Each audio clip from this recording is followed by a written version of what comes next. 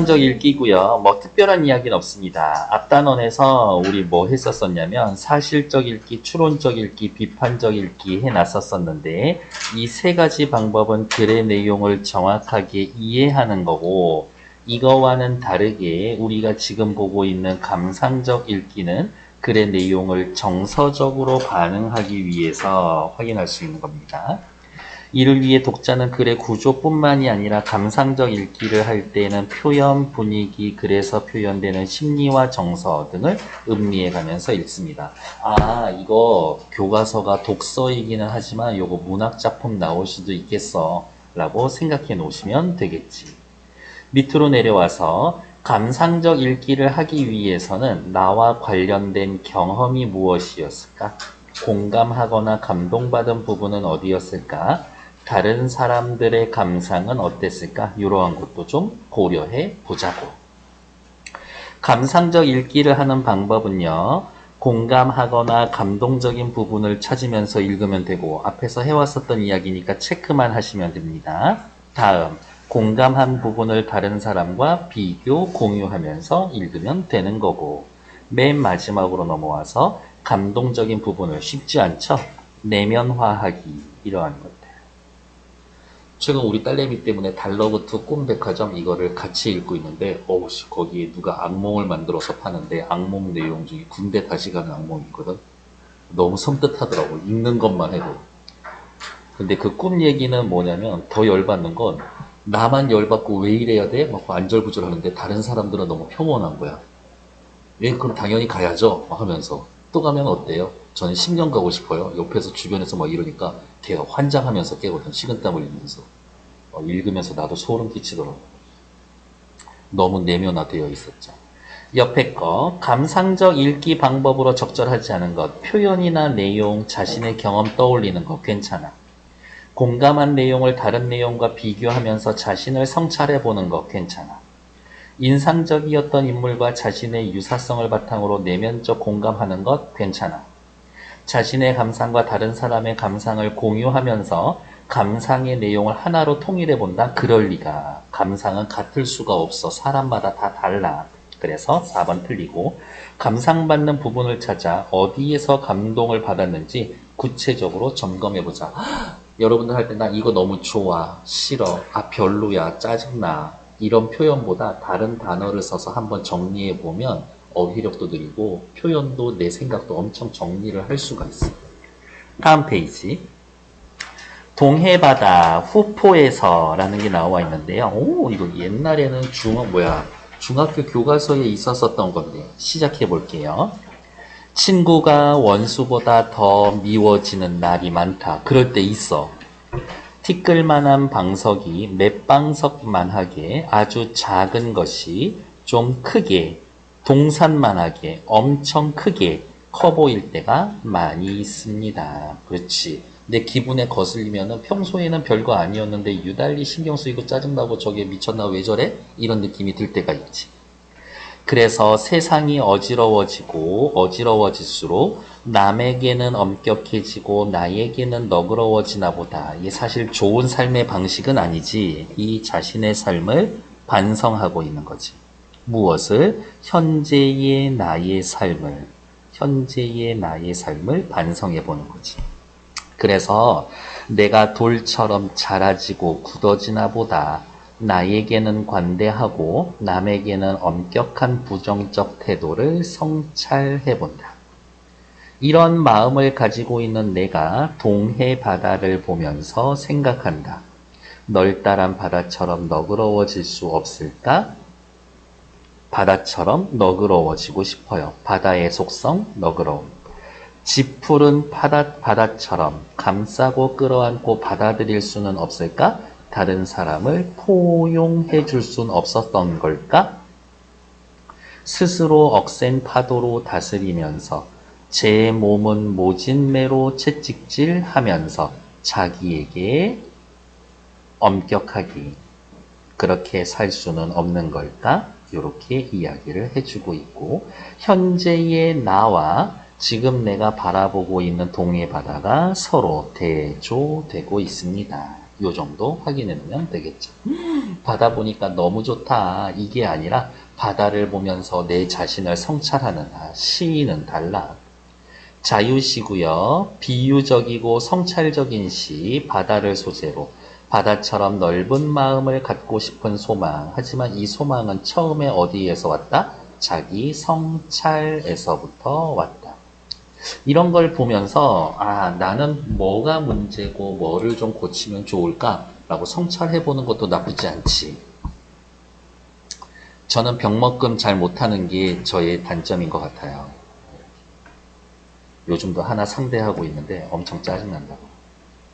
점층법을 사용해서 여러분들 아니에요. 여러분들 엄청 사랑합니다. 점층법을 사용했어요. 점층법 어디? 티끌, 맷방석, 동산. 점층법을 사용해 미워하는 마음을 효과적으로 드러냈습니다. 바다를 매개로 자신의 삶을 성찰하고 있어요. 밑으로 내려와서 동해바다를 감상한 내용으로 적절하지 않은 것. 친구와 원수를 비교한 부분에서 내 주변에 가까운 사람 때문에 감정적으로 힘들었던 상황이 생각났어. 그래, 친구가 원수처럼 미워 보인대. 미움을 버리고 바다처럼 너그럽게 되고 싶은 게 감동적이었어. 나도 좀 너그러운 사람이 되어야 되겠어. 괜찮아. 바다처럼 자신을 채찍질하겠다라는 표현이 공감되었어. 나도 바다가 스스로를 파도로 다스린다는 생각을 해본 적이 있거든. 그래? 대단한데? 나는 어떤 사람인지 생각해 보았어. 나도 성찰해 봤어. 아직까지 바다처럼 감싸주는 사람이 되지 못한 것 같아. 이제부터라도 너그러운 마음이 돼야 되겠어. 아우, 좋아. 5번인가 본데? 스스로 억센 파도로 다스리면서 남에게 엄격하게 대하려는 태도가 공감이 잘 안 됐어. 너그러운 사람은 언제나 관대해야 된다라고 공감해주면 좋았었을 텐데. 그래서 5번 정도 확인해 놓으시면 되겠지. 다음 페이지 넘어갈게요. 이제 본격적인 이야기를 갈 겁니다. 나는 이게 나의 단점이야. 나의 문제지. 나의 이러한 모습 때문에 내 인생 잘 안 풀리고 있는 것 같아. 그거를 가시라고 표현을 했고, 그런데 그 가시가 결국에는 내가 살아가는 힘이 되어주더라 라고 쓰여져 있는 글의 종류 경수필. 수필은 글의 갈래상 교술갈래에 해당이 되고요. 교술갈래는 뭐예요? 삶에서의 느낀 깨달음을 타자에게 교훈으로 전달해 주는 거지. 체험적이고요. 다른 말로 이야기를 하면 신변잡기적이다. 이러한 말도 써줄 수 있을 거고, 어린 시절의 탱자나무를 통해 주제는 언제나 중요하죠. 별표. 삶에서 만나는 상처와 고통을 회피하지 않고 슬기롭게 이겨내는 것의 중요성. 상처 없는 인생은 없어. 고통 없는 인생은 없지. 근데 그것을 피하기만 할 게 아니라 어떻게 내 장점으로 만들고 어떻게 이겨나갈 수 있을까 이야기. 수필 신변잡기적이기 때문에 글쓴이의 경험을 토대로 깨달음을 주고 있습니다. 경험을 토대로 깨달음을 주고 있습니다. 삶의 교훈을 전달해 주죠. 그러니까 교술갈래지. 핵심 소재인 가시를 통해서 가시의 네모, 구체적인 예를 통해 설명을 합니다. 탱자나무의 가시에서 내 인생의 가시로 넘어갈 거라고. 주제를 제시하기 위해 구체적인 사물을 통해 비유를 사용하고 있습니다. 시간의 흐름에 따라서 글쓴이의 사고가 변화하고 있음을 보여줍니다. 여기에서의 중요한 단어는 변화예요. 변화. 밑에 보면 자신의 유년 시절에서 가장 기억에 남는 추억을 떠올려 봅시다 라고 하면, 어린 시절 하면은 나는 제일 많이 떠오르는 게 그건데, 말뚝박기. 겁나 살벌하게 했었거든. 그래서 한 2주, 3주 그렇게 하다가 애들 부러지고 깨지고 그래서 학교에서 말뚝박기 금지하고 막 그랬었던 거 기억이 나는데, 고등학교 때 오락실 가다가 걸려가지고 줄바따 맞던 것도 생각나고, 그때는 왜 이렇게 때렸을까 사람을. 요즘은 큰일 나죠. 시작해 볼게요. 혼잣말이었어요. 어린 시절 내 손에는 글의 종류 수필이라고 했었는데, 나면은 글쓴이 자신이겠지. 수필이라는 건 1인칭 문학이었었지. 어린 시절이니까 옛날 이야기 한다라는 이야기인 거고요. 회상적이다. 의례 탱자 한두 개가 쥐어져 있고는 했었다. 그러니까 자주 들고 있었고 탱자 한두 개가 쥐어져 있었다. 반복적인 생활이었었지. 탱자가 물렁물렁해질 때까지 쥐고 다니는 버릇이 있어서 내 손에는 늘 탱자 냄새가 났었다. 크고 노랗고 잘 익은 것은 먹기도 했지만 탱자 딱히 맛은 없는데 아이들은 먹지도 못할 푸르스름한 탱자들을 일 없이 쓸데없이 따다가 아무데나 던져놓곤 했었다. 이 탱자들 어떻게 해요? 그 마을에서 굉장히 흔한 거였네. 흔했어. 나 역시 그런 아이들 중 하나였었는데 나 역시 별다를 것 없이 평범한 아이였었는데 그렇게 따도 탱자가 남아돌 만큼 거봐 흔했잖아. 내가 살던 마을에는 집집마다 탱자나무 울타리가 많이 있었다. 왜 하필이면 탱자나무로 울타리를 삼았을까? 탱자나무는 그 나무 가지가 되게 뾰족뾰족하거든요. 어린 시절에 있었던 탱자나무의 울타리 회상. 지금도 현재로 돌아왔네요. 고향 하면 탱자의 시큼한 맛, 미각. 탱자처럼 노랗게 된 손바닥, 시각. 오래 남아있던 탱자의 냄새, 후각. 이러한 것들이 먼저 떠오릅니다. 그리고 뾰족한 탱자 가시에 침을 발라 손바닥에 묻히고 이제 탱자나무 이렇게 나무가 있으면 가시가 요 정도 길거든요. 그래서 여기를 톡 잘라서 끝에다가 이렇게 침 발라가지고 그러면 손바닥에 붙어. 그래서 손바닥에 붙이고 코에도 붙이고 놀던 생각이 납니다. 코뿔소다 하면서 노는 거지. 가시를 붙인 손으로 악수하자고 해서 친구를 놀려주던 놀이가 우리들 사이에 한창인 때도 있었다. 크크크. 자그마한 소읍에서 자라나는 아이들이 할 수 있는 놀이란 고작 그런 거였었다. 탱자와 관련된 추억. 그래서 탱자 가시에 찔리곤 하는 것이 예사였었는데 평소에는 뭐 긁히면 상관이 없는데 이게 재수 없으면 나무 독 오르거든. 한 번은 가시 박힌 자리가 성이 나서 퉁퉁 부었던 적이 있었습니다. 일단 요 부분 체크. 손이 퉁퉁 부었던 적이 있었고 가시에 대해서 생각하게 된 계기. 벌겋게 부어오른 상처를 보면서 나는 생각을 했다.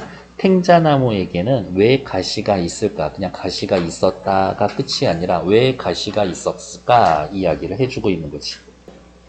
찔레꽃, 장미꽃, 아카시아 등등등 가시를 가진 나무들을 차례로 뽑아보았었다. 열거.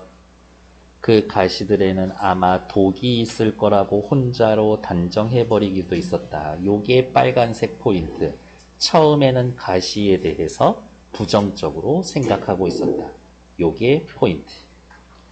가시에 대한 생각이 바뀔 거라고 그랬었잖아요. 얼마 후에 아버지는 내게 가르쳐 주었다. 또 여기는 다시 체크. 가시에 대한 인식이 바뀌게 되는 계기. 가시는 독이 있는 것이 아니고 그저 아름다운 꽃과 열매를 지키기 위해 그런 나무들은 가시가 있는 거라고. 빨간색으로 밑줄. 아름다운 꽃과 열매를 지키기 위해서. 다른 사람에게 상처를 주기 위해서가 아니라 자신을 보호하기 위해서. 그런 나무들은 가시가 있는 거라고. 다른 나무들은 가시 대신 지독한 냄새가 있는 것도 있고 꼬불꼬불 밑줄 그어놓을까요? 가시, 냄새가 지독한 것, 나뭇잎이 아주 써서 먹을 수 없거나 열매에 독성이 있는 것, 아주 흉하게 생긴 것도 있고. 이렇게 살아있는 생명에게는 꼬불꼬불 밑줄 그은 것들의 공통점은 뭐예요? 자기를 지킬 수 있는 힘 하나씩 주어져 있다고. 그러면 나에게 있어서의 이 가시는 뭘까? 라고 생각해 보는 거지. 아버지가 알려주신 가시의 의미. 다음 페이지. 그러던 어느 날 탱자 꽃잎을 보다가 스스로 가시에 찔린 흔적을 발견하게 되었다. 이제 궁금해지기 시작하는 거지. 이상한데 가시는 자신을 보호하기 위한 거였는데 어때요? 스스로에 찔린 흔적. 그러니까 나를 보호하기 위해 가지고 있었던 게 오히려 나에게 해를 끼치더라. 바람에 흔들리다 제 가시에 쓸렸으리라. 빨간색 체크. 스스로를 지키기 위해 주어진 가시가 때로는 스스로를 찌르기도 한다. 라는 사실에 나는 알 수 없는 슬픔을 느꼈다. 가시의 양면성, 역설적 상황. 얘가 나를 지켜줄 거라고 생각했는데 얘 때문에 내가 상처받았어. 양면성. 나는 알 수 없는 슬픔을 느꼈다. 그걸 어렴풋이 느낄 무렵 소읍에서의 내 유년 시절은 끝나고 있었다. 옆에 페이지. 아버지가 가르쳐준 가시의 의미는 뭐였었어요? 아름다운 꽃과 열매를 지키기 위한 것으로 자신을 보호하기 위한 생명체의 보호장치 혹은 무기. 하지만 밑에다가 쓸까요? 하지만 그러한 나를 지키는 무기 자체가 나를 해칠 수도 있다.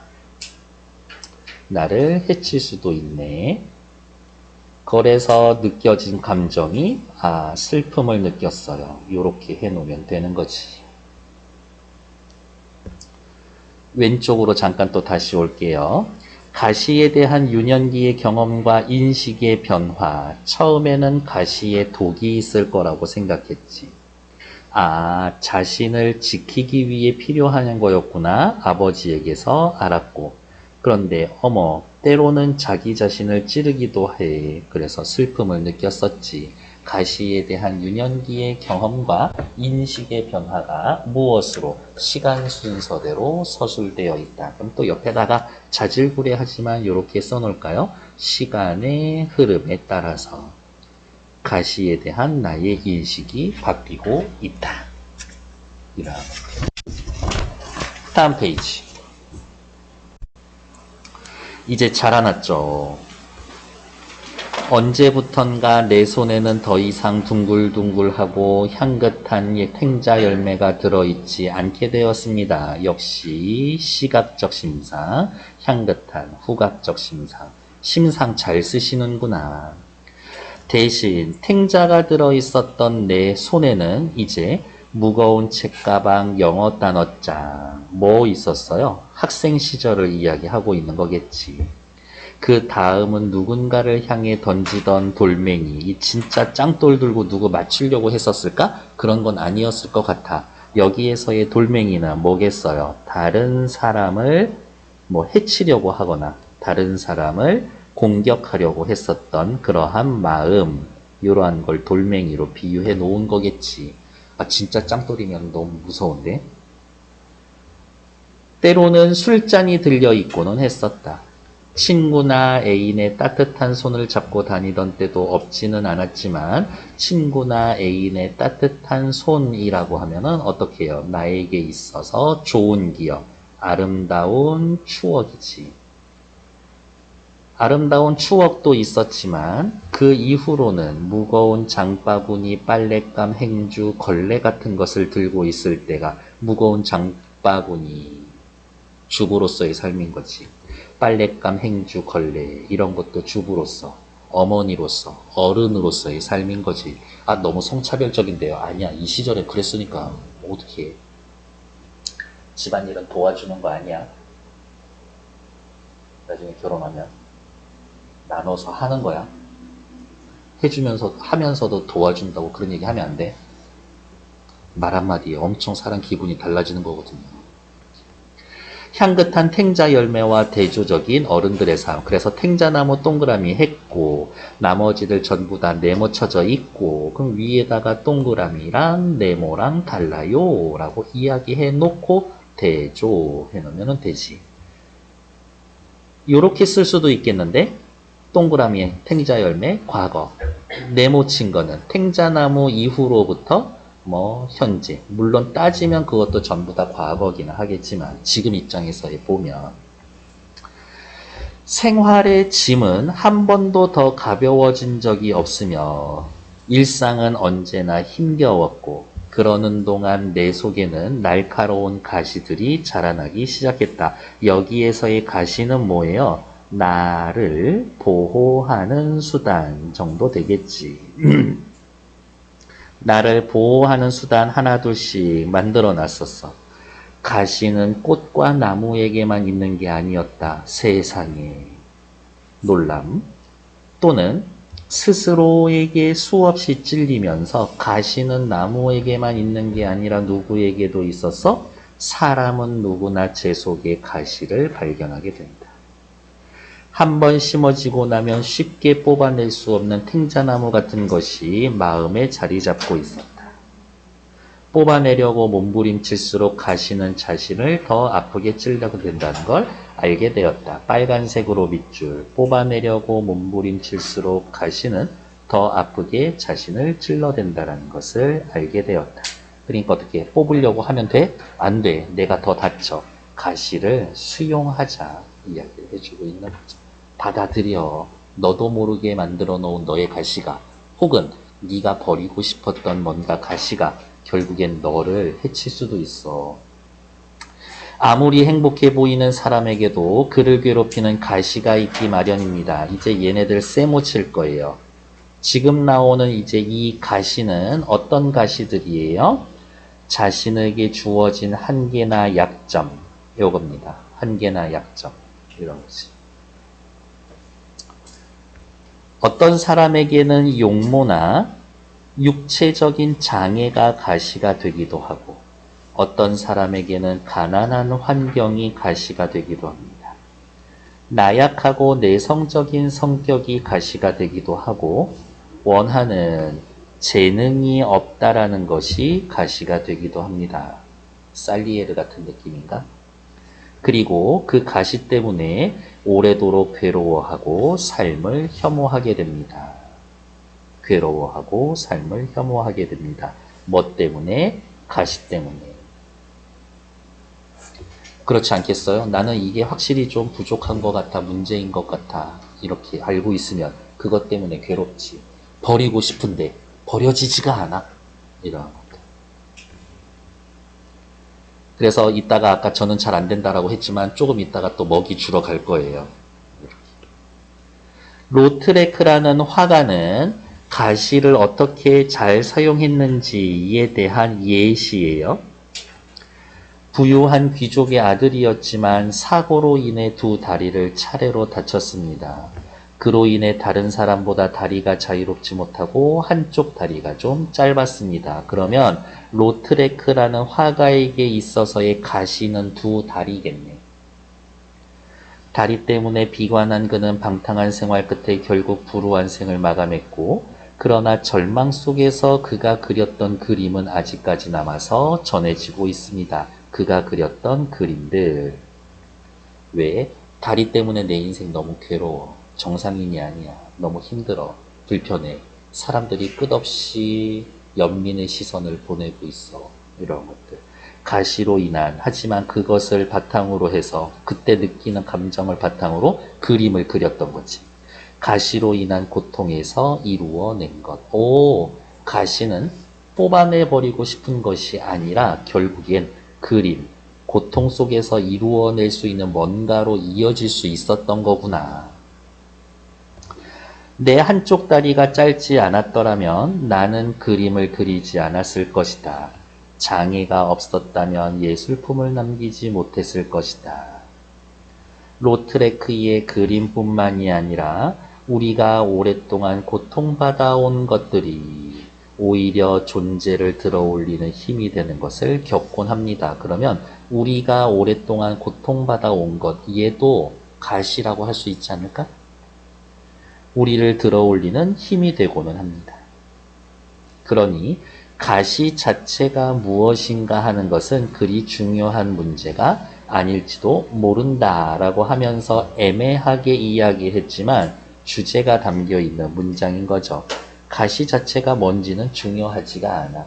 그 가시를 어떻게 활용하는지가 문제지. 어차피 뺄 수 없는 삶의 가시라면 여기도 또 이어서 체크할게요. 그것을 어떻게 받아들이고 다스려 나가느냐가 더 중요하지 않을까 싶다. 여기에서의 가시는 뭐였어요? 나에게 고통을 주는 것이죠. 고통을 수용하며 슬기롭게 이겨내는 자세가 중요하다. 그것마저 없었다면 우리는 인생이라는 잔을 얼마나 쉽게 마셔버렸을 것인가. 역시 요 어디가 있냐. 그것도 세모지. 그것도 세모죠. 가시를 나타낸 것들 전부 다 세모하고 있어요. 인생의 소중함과 고통의 깊이를 채 알기도 전에 우리는 얼마나 웃자라 버렸을 것인가. 이렇게 화초 키우시는 분들은 알겠지만 해 안 쬐어주고 물만 자꾸 주면 애가 키가 비실비실하게 키만 커. 그런 걸 웃자란다라고 이야기를 하는 거죠. 어설프게 자라는 거지. 실제로 너무 아름답거나 너무 부유하거나 너무 강하거나 너무 재능이 많은 것이 비유하는 표현 뭐예요? 가시를 경험하지 못해 웃자라 버린 경우. 그러면 여기 요만큼 괄호해 놓고 위에 웃자라 버렸을 겁니다. 둘이 서로 연결해 놓으면 되겠죠. 오히려 삶을 망가뜨리는 경우를 자주 보게 됩니다. 그렇지. 뭐 예를 들면 어린 나이에 성공한 사람들, 어린 나이에 재능 인정받은 애들, 연습생 기간 짧고 갑자기 연예인으로 빵 뜬 애들, 보통 보면 이제 막 마약하고 막 그렇게 해가지고 비실비실하고 그러잖아요. 누구 있지? 내가 생각하는 거는 그 케빈, 누구지? 나 홀로 집에의 그 케빈. 예, 걔가 어릴 때 그 영화 찍고 완전히 애가 맛이 갔거든요. 지금 보면 그때 얼굴이 하나도 없어. 마약 중독하고. 마약 중독도. 그렇다고요. 그런 점에서 사람에게 주어진 고통, 날카로운 가시야말로 그것을 참으로 겸허하게 만들어준 선물일 수가 있다. 일단 고통, 세모죠. 날카로운 가시 대놓고 왔으니까 세모고, 그 다음 여기 이 선물, 이것도 가시 자체를 드러낸 말이지. 그러니까 세모. 그 다음에 또 위에다가 네모 하나 더 쳐놓을게요. 네모. 가시는 선물이 될 수 있어. 하지만 그러기 위해서는 어떻게? 가시를 슬기롭게 받아들이고 이겨냈을 때는 네모, 다른 존재로 바꿀 수 있는 겁니다. 그래서 말씀드리는 건 이 선물이라는 건 1차적으로 가시를 의미하는 거고, 네모 표시해 놓은 이유는 요거지. 고통을 수용하여 슬기롭게 이겨내면 가시가 선물이 됩니다. 가시가 선물이 될 수 있어요. 이 이야기를 하고 싶은 겁니다. 됐고, 옆에 잠깐 볼게요. 로트레크의 가시는 육체적인 장애였지만 그 가시 때문에 화가로서의 명성을 얻을 수 있었던 거다. 그리고 뽑히기를 간절히 바라는 가시야말로 우리가 더 깊이 끌어안고 살아야 할 존재입니다. 아, 나 좀 뽑아줘 라고 하면 할수록 내가 더 소중히 여겨줄게. 아, 말 되게 말 안 듣네. 역설적 표현. 가시의 가치를 강조해 줍니다. 가시에 얽힌 유년기의 경험과 탱자나무 가시에 대한 인식의 변화 이야기를 해주죠. 옆에 거 삶의 가시, 시련과 고난, 약점, 단점이 없었더라면 인생이라는 잔을 쉽게 마셨을 겁니다. 인생이 얼마나 소중한지 몰랐을 거예요. 고통의 진정한 의미를 몰랐을 겁니다. 삶의 고난이 없었다라면 자신이 가진 것에 대한 감사함을 알지 못하고 삶에 대한 겸허한 자세를 지니지 못했을 것이다. 인생의 소중함과 고통의 깊이와 의미를 알지 못했을 것이다. 하지만 전 삐딱해서 그런지 웬만하면 고통 겪지 않으면서 살고 싶어요. 이렇게. 만약에 그런 고통이 다가온다라고 하면 받아들여야겠지만 될 수 있으면 피하는 게 좋지 않나? 너무 그런가? 난 그래 뭐 어떡하야 이렇게. 가시의 의미와 역할, 가시 계속 세모 표시하고 있었죠. 삶의 고난이나 두려움, 부정적인 역할을 하죠. 가시 때문에 괴로워, 삶을 혐오해, 고통스러워. 하지만 그러한 가시가 있어야 내 존재를 들어 올릴 수 있고 인생의 소중함과 고통의 깊이를 알 수 있고 사람을 겸허하게 만들어줄 수 있고. 옆에다가 쓸까요? 말을 좀 풀어서 씁시다. 가시가 있어야 인생이라는 잔을 쉽게 마시지 않게 해줍니다. 요 정도로 반대로 풀었을 수 있었겠네요. 나머지 문제 여러분들 체크해 주시면 되고, 옆에 로트레크라고 하는 이 화가 아저씨에게 있어서의 가시는 뭐였어요? 다리가 장애였었던 거지. 육체적인 장애. 하지만 이러한 가시가 없었다면 화가로서의 명성을 날리지 못했을 겁니다. 화가로서의 명성. 여러분이 화가야. 살아있을 때 막 엄청 성공하고, 그 다음에 죽고 난 다음에 뭐 이름도 흐지부지 남는 그런 화가가 되고 싶어? 아니면은 그림을 그릴 때는 막 진짜 가난하고 괴롭고, 당장 먹을 것 없이 힘들었었는데, 막 고 이런 아저씨처럼 몇백 년, 몇천 년 막 남는, 어떤 게 더 좋을 것 같아요? 저는 죽으면 끝이기 때문에 살아서 잘 살고 싶어요. 나는 그래. 그렇다고. 죽어서 내 그림이 몇천억에 팔리는데 그게 뭔 상관이야. 이렇게. 저는 그렇다. 강요하는 거는 아니에요. 속으로 그러겠지. 야, 저런 세속적인 인간 같은 인간. 다음 페이지 마지막 끝부분 보러 갈게요. 가시 박힌 상처가 벌겋게 부어올라 마음이 쉽게 가라앉지 않았던 날. 가시 때문에 내가 너무 괴로웠었던 날. 가시는 뭐였었어? 나의 한계나 약점 때문에 괴로웠었을 때 나는 고향의 탱자나무 울타리를 떠올리고는 합니다. 둥근 탱자를 손에 쥐고 다니던 그때, 탱자 가시로 장난치던 그때, 내 삶에 이러한 가시가, 내 삶에 이러한 것들이 약점이들이라고는 짐작조차 할 수 없었던 그때.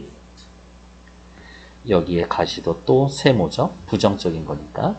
그 평화롭던 유년의 울타리가 탱자나무로 되어 있다라는 사실이 나에게는 누군가가 높으신 분이 아주 지혜로운 분이 나에게 전달해주는 그 말처럼 받아들여집니다. 유년 시절의 탱자나무 울타리를 통해서 누구나 가시를 가지고 살 수밖에 없다라는 깨달음을 얻게 됩니다. 무엇을 통해서? 고향의 탱자나무 울타리를 통해서 이러한 것들을 깨닫게 되었습니다. 그러면 고향의 탱자나무 울타리 밑에다가는 뭐라고 쓰면 돼? 나에게 있어서의 깨달음을 주는 매개체. 깨달음을 주는 매개체라고 써놓으면 되겠지.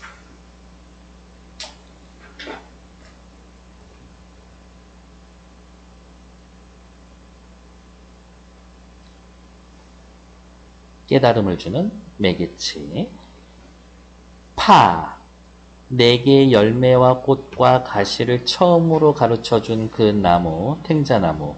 내가 살아가면서 잃어버려야 할 것과 지켜야 할 것을 동시에 보여준 나무. 잃어버려야 할 것은 뭐예요? 가시는 무조건 나쁜 거야. 나를 해칠 수 있어. 라는 가시를 부정하는 태도. 지켜가야 할 것. 내가 지켜가야 할 것은 뭐였어요? 가시를 통해 얻은 겸허한 자세.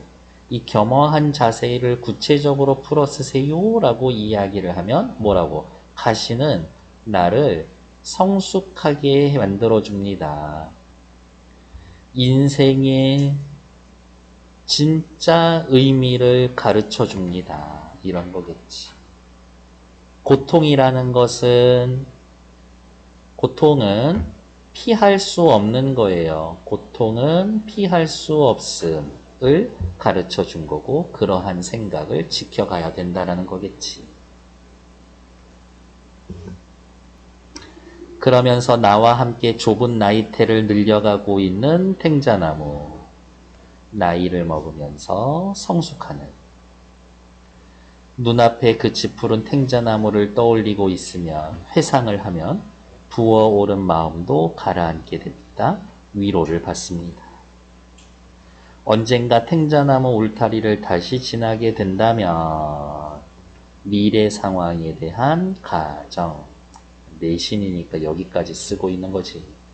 아마도 나는 그 사이에 더 굵어진 가시를 조심조심 어루만지며 뭐라고 중얼거릴 겁니다. 고마워 라고 이야기하겠지. 그리고는 오래전에 잃어버린 탱자 하나를 슬그머니 따서 주머니에 넣고 푸른 울타리를 총총히 떠날 것이다. 만일 가시들 사이에 피워낸 그 향기로운 열매를 내게도 허락해 준다면 탱자나무가 만들어낸 그 향기로운 열매는 뭐예요? 고통을 받아들이고 얻어낸 결실. 이런 거겠고, 맨 마지막에 보면, 맨 마지막 문장이랑 그 앞에 문장이랑 문장의 순서가 바뀌어져 있죠? 일단, 도치.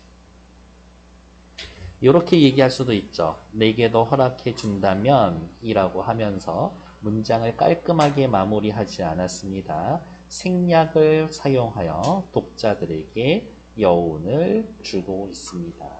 뭐 이렇게까지 표현 방법 정도 찾을 수 있겠네요. 밑으로 내려오셔서 내 삶의 울타리 됐고 탱자나무 가시를 통한 글쓴이의 깨달음. 누구에게나 탱자나무 같은 가시는 있어. 누구나 가시 있어. 누구나 가시 있어. 누구나 약점이 있어. 그 약점은 나에게 상처를 입혀주기도 하지만 나를 지켜주기도 하지. 그래서 글쓴이의 깨달음이니까 빨간색 하자.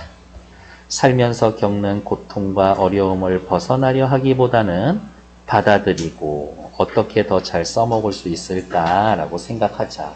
그래야 겸허하고 성숙한 인생을 살 수 있고 성장할 수 있는 거니까. 학습활동은 이제 비교적 빠르게 넘어갈 수 있겠지. 가시의 사전적 의미를 찾아서 여기에서의 나타나는 삶의 가시, 계속 우리 세모 표시하고 있었던 거죠. 나를 힘들게 하는 것들, 삶의 가시, 삶을 어렵게 하는 고난이나 장애, 육체, 용모, 가난한 환경, 나약하고 내성적인 거, 원하는 재능이 없는 것, 이런 것들. 근데 저는 내성적인 성격은 약점이나 가시라고 생각하지 않아요. 이렇게. 그냥 남들보다 조금 더 조심스러울 뿐이지. 그게 뭐 약점이 될 일이. 외향적이어야지. 사람하고 어울려야지. 이렇게 강요하는 게 문제지. 내성적인 성격 자체는 문제 아니야. 탱자나무를 내 유년의 울타리라고 한 이유는 뭘까요? 그 유년의 울타리, 그 경험을 통해서 가시의 의미를 알게 되었고 그 덕분에 삶의 고난을 받으며 성숙한 삶의 지혜와 깨달음을 얻을 수 있어서 결국엔 탱자나무가 어린 시절 만났던 그 탱자나무 울타리가 지금의 나를 만들고 지금의 나로 나를 지켜주는 거구나. 글쓴이의 성장의 울타리가 되어 주었기 때문에 이처럼 비유한 걸 겁니다. 밑에 탱자나무 가시를 통해 깨달은 바가 무엇인지 그냥 받아들여. 그래야 그걸로 성숙해질 수 있으니까. 계속 해왔었던 얘기라서 패스.